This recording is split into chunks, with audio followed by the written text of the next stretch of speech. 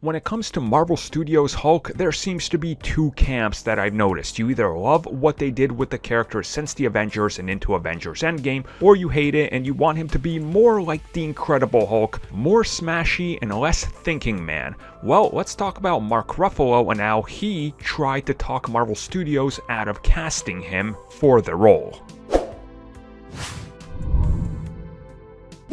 So it's time to go over a history lesson, because I know there's always new people, there's always people that don't know the entire thing, and there's some of you that probably forgot it, or there's some people that just don't even know how we got to where we are today with the Hulk. So here's the kind of a breakdown in a small fashion of what happened.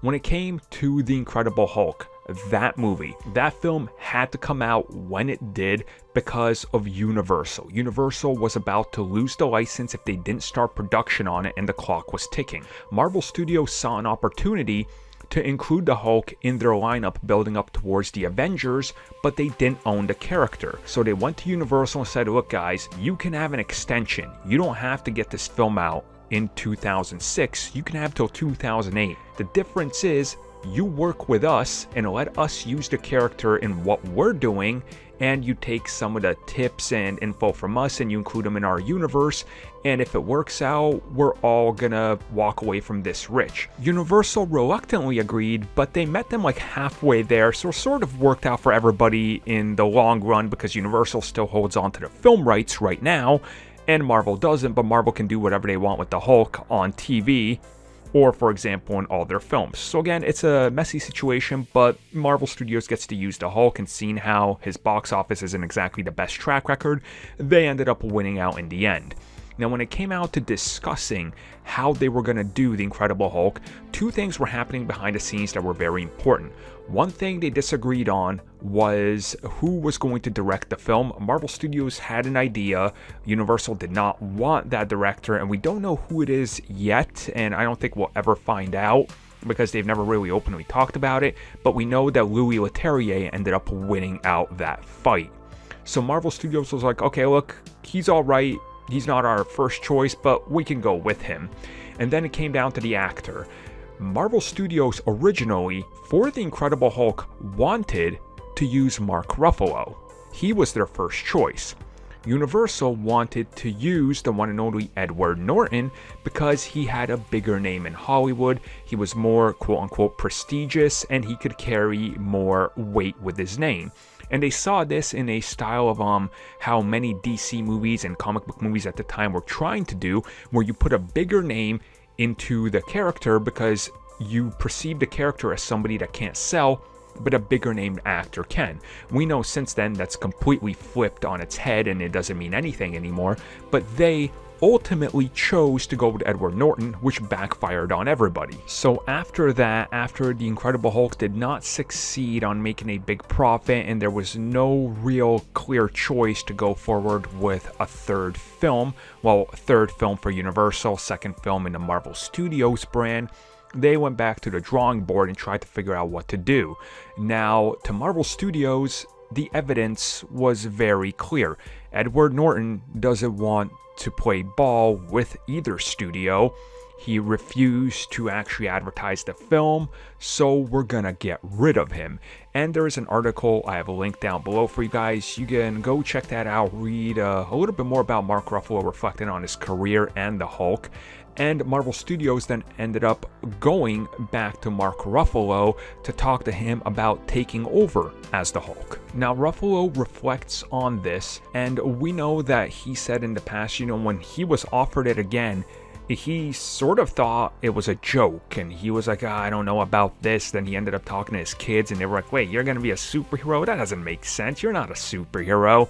And then ultimately he ended up going to meet Marvel Studios, as he said, and he was telling them that he was the wrong choice, because again, he was not auditioning for the recasting.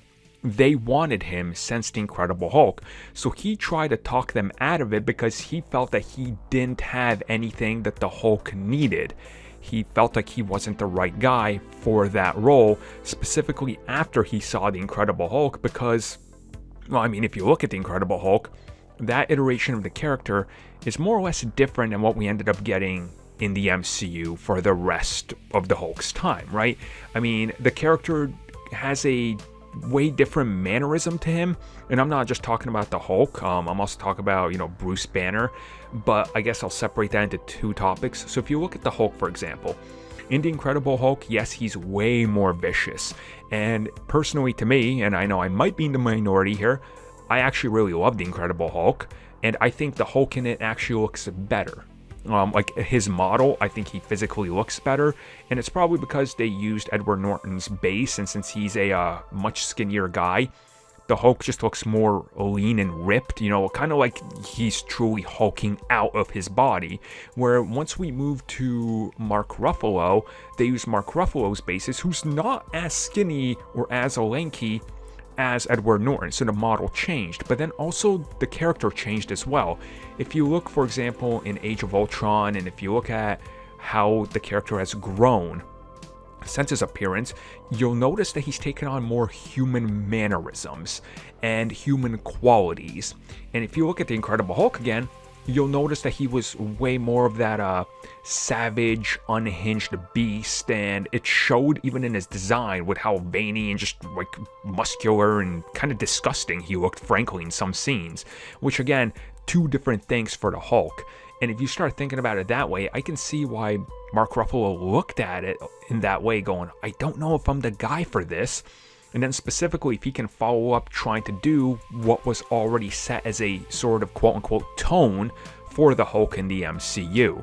So again, you really have to understand what he was saying to Marvel Studios, why he was trying to go, look guys, I don't know if I'm the right guy for the job, I don't know if this is my thing, I don't even know why you want me, because it makes sense.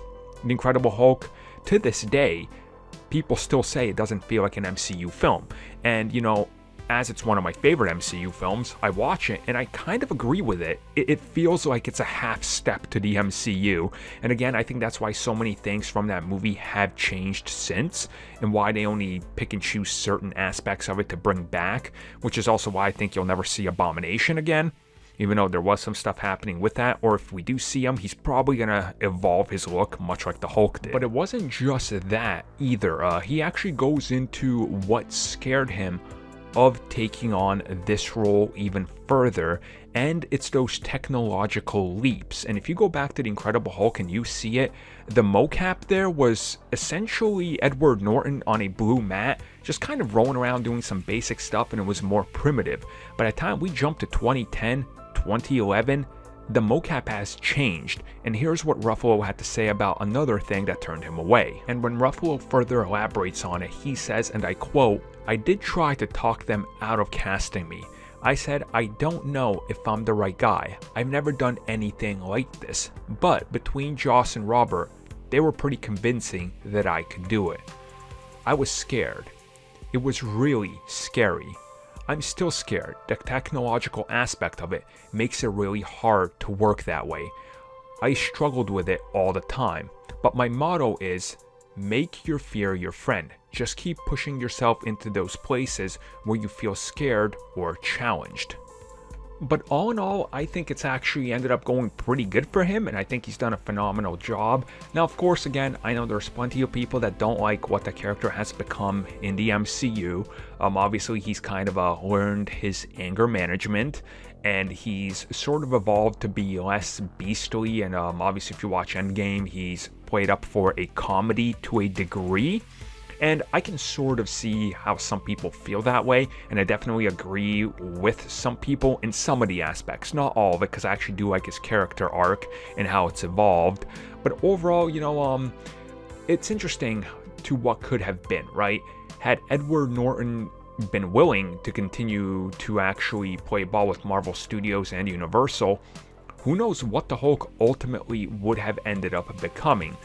But that's one of those stories that's really a giant what-if scenario, because had that happened, we know that Edward Norton wanted to be hands-on with every single script he's involved with, which is why The Incredible Hulk almost didn't end up making its original start date, because they were falling behind schedule, because he was doing extensive rewrites before it and during, and even tried to do it after. But that's all for now. I'm glad Mark Ruffalo got the job, honestly. I think he's done phenomenal, but how do you guys feel about it?